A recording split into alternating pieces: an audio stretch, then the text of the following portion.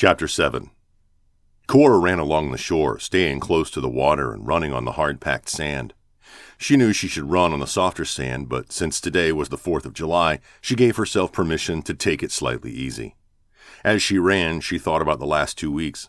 Through scattered conversations and long text messaging, Cora learned about Davis's struggles growing up in a mixed family and feeling out of place wherever he went. Cora understood that on a slight level, due to the Native American features she'd inherited from her mother and how dark her skin would tan as summer progressed. Cora told him about her family, about her mother's scary upbringing and heartbreaking adolescence. "She doesn't trust men much," she'd said on Sunday afternoon after church, sitting on her back patio and staring at a hummingbird dancing around the bird feeder she'd added to her townhouse's back porch. "The fact that she agreed to this contract really blows me away. There's no telling what thoughts have gone through her mind as all of the details were put into place."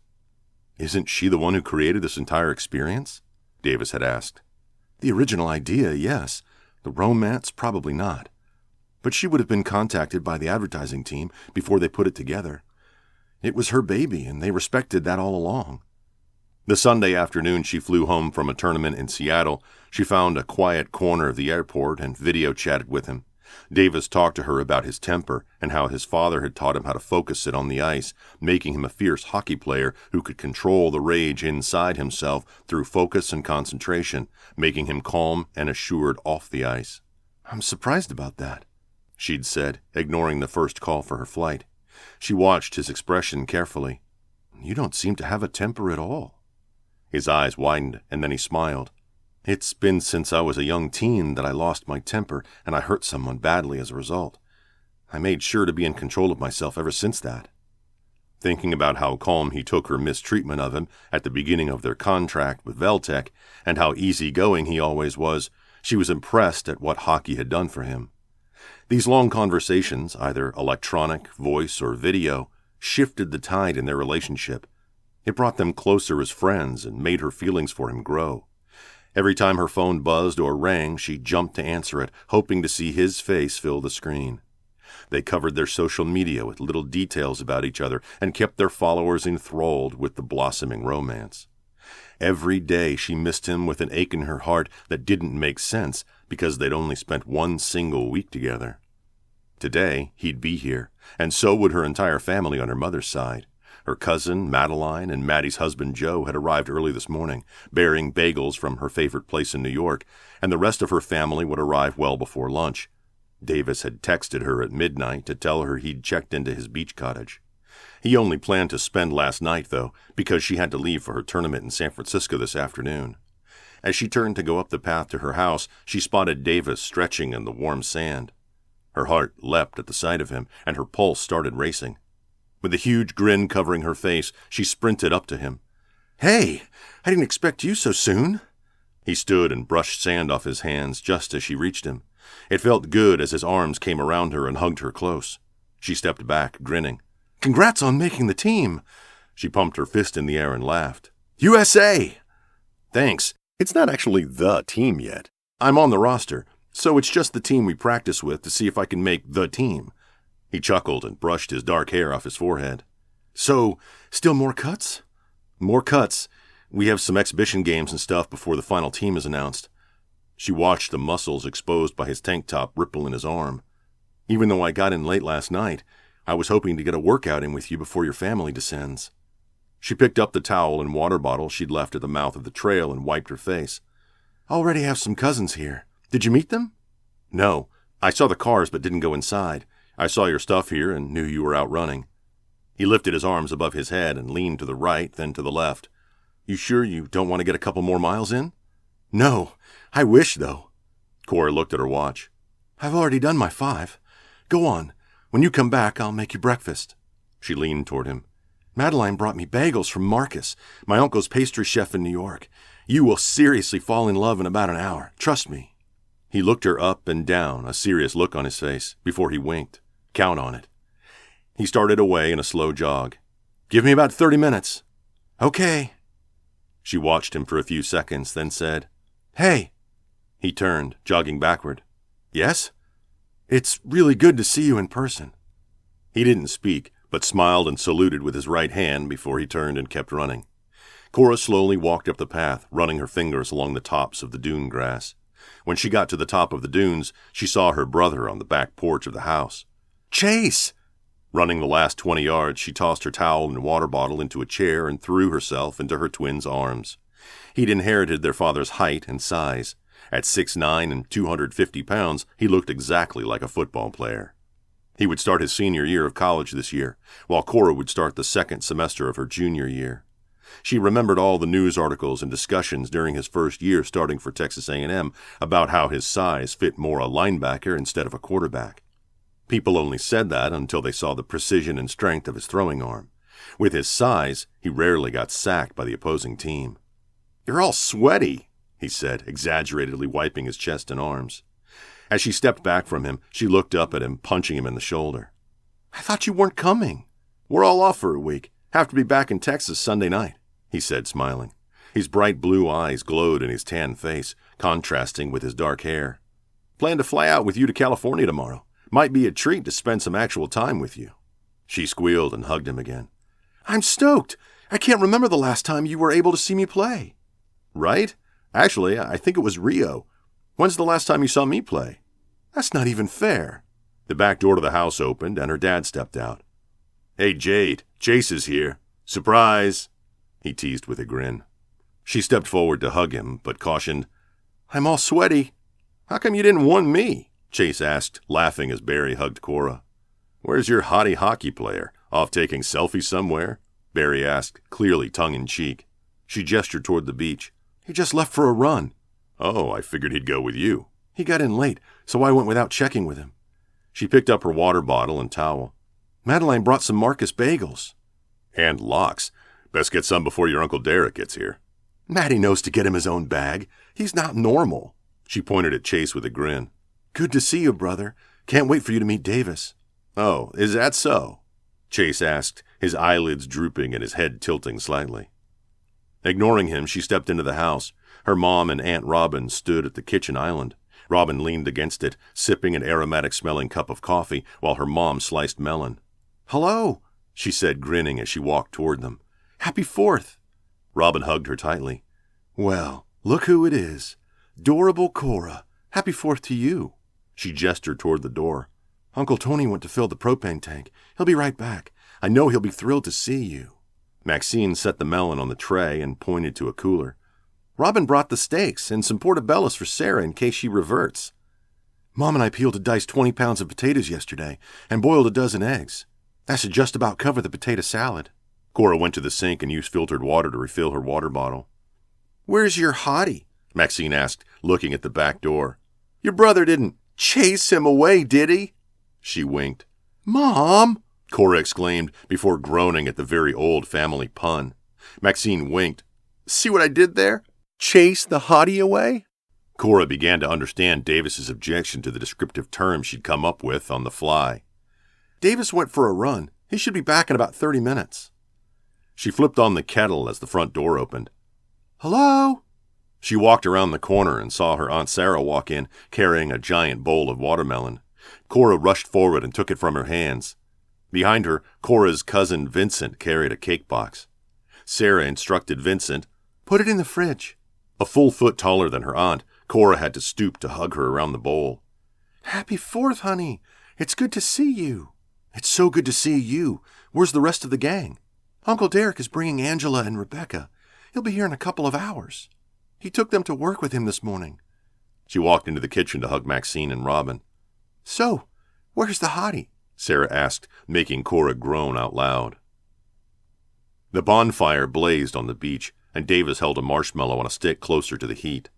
"Another one, huh?" Cora asked over his shoulder. "Should I say the word training combined with Olympics?" He turned his head and smiled at her. "I'm doing this for your cousin. She said the fire's too hot for her." "Always a gentleman." He grinned. "I don't mind at all. I like being manly for beautiful women." Cora looked over at 11-year-old Rebecca, who sat on a lounge chair covered under mounds of blankets. A childhood bout with cancer had left her smaller than average. She could easily pass for a 7 or 8-year-old.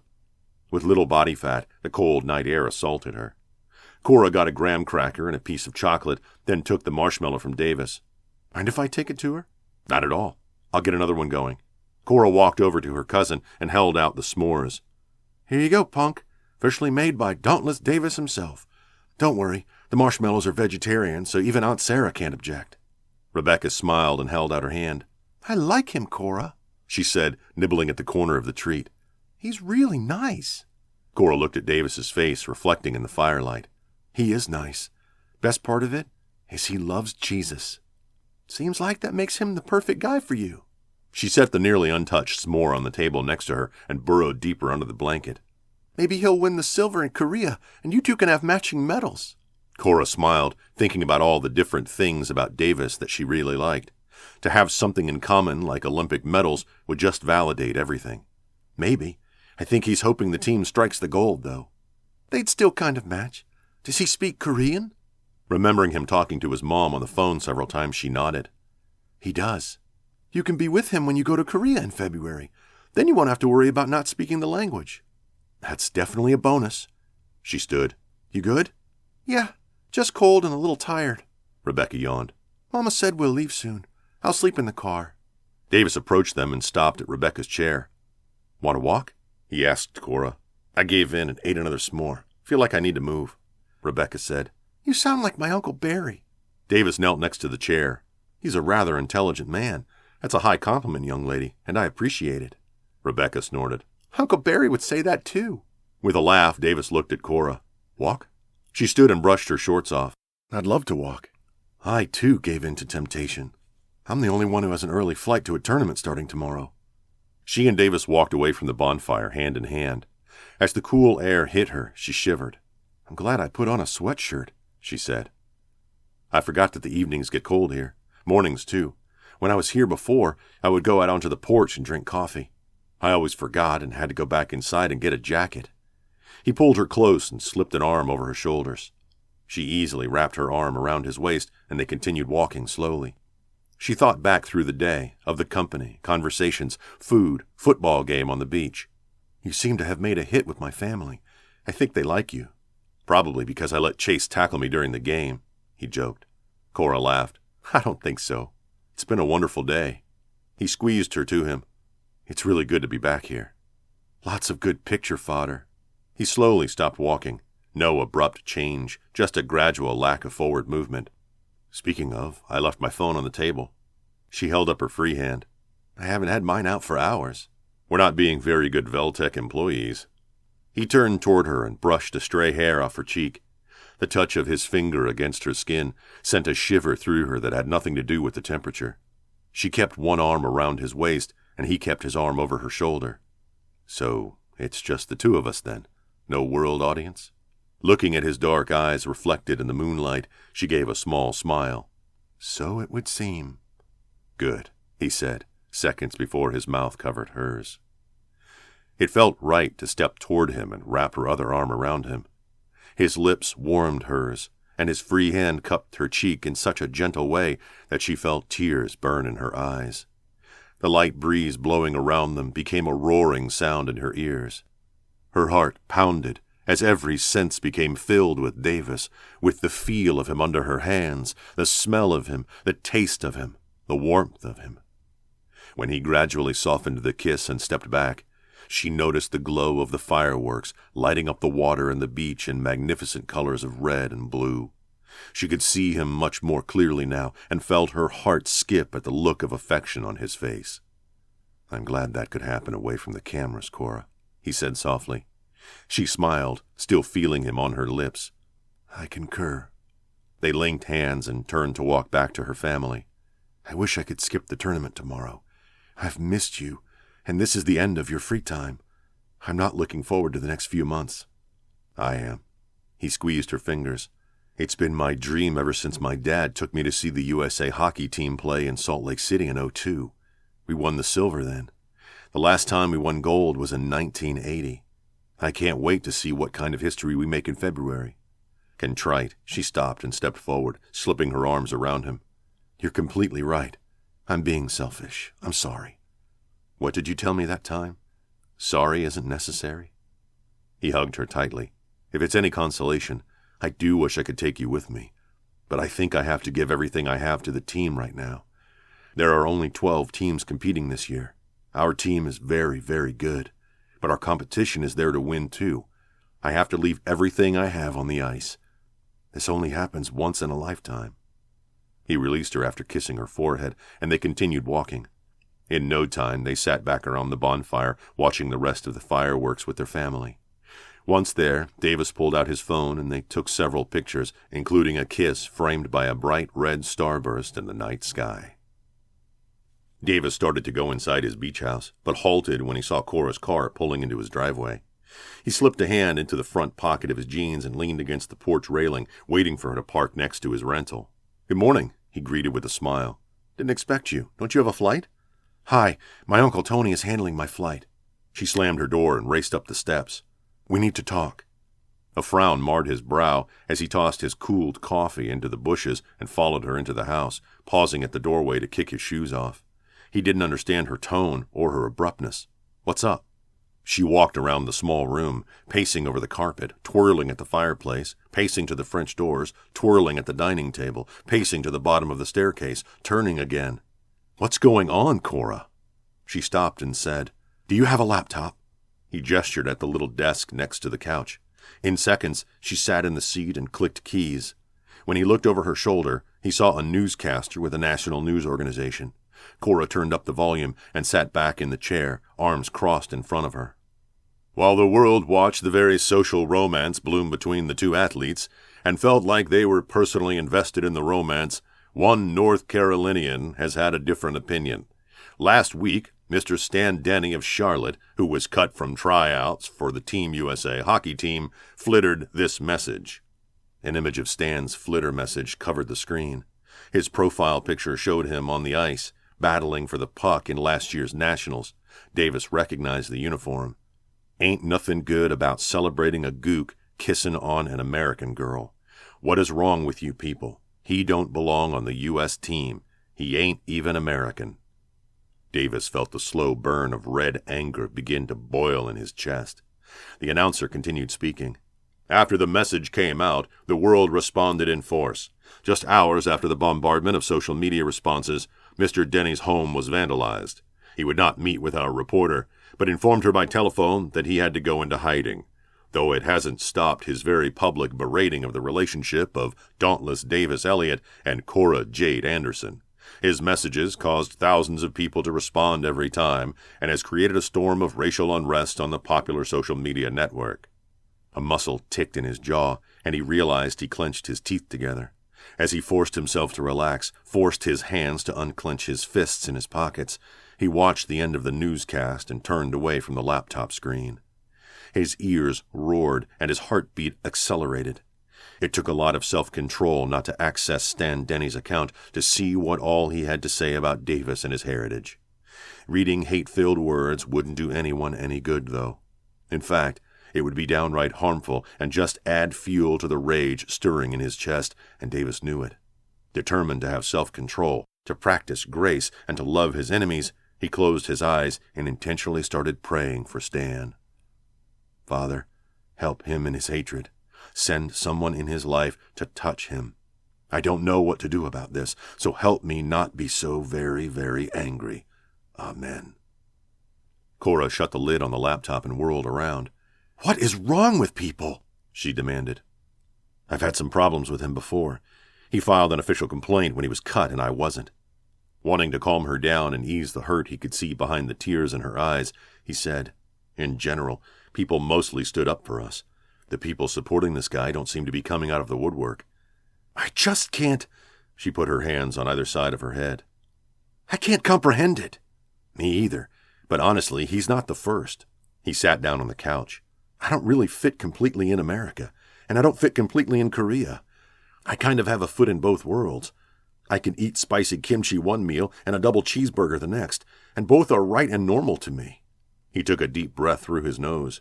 "But to question whether I deserve to be on the team or not, I can't understand that. I'm American with an American father. Heck, truth is, my dad's a veteran, a hero. Doesn't get much more American than that. It's not like Team USA recruited me from Korea or anything." She pursed her lips. "Maybe it's bad blood about the team in general. He feels like he got cut because of my Korean heritage. I can tell you that I simply outplayed him. So did 3 other forwards." He gestured at the laptop. "Thank you for telling me about it, Cora, but I think we take your advice from when it first came up and ignore it." She looked at her phone. "I have to go. Chase and I are meeting the pilot in an hour. I'll be lucky to get there." He stood and walked her to her car. Before he opened the door for her, he slipped his hand along the back of her neck and pulled her toward him for a long kiss. The red heat in his chest warmed and turned into a different kind of burn. As he opened her door, he winked. "I know you just came by to get another kiss." He saw right through my cover. Here I thought I had such a perfect excuse. She started the car and put her hand on the door handle. "I can't wait to see you in November."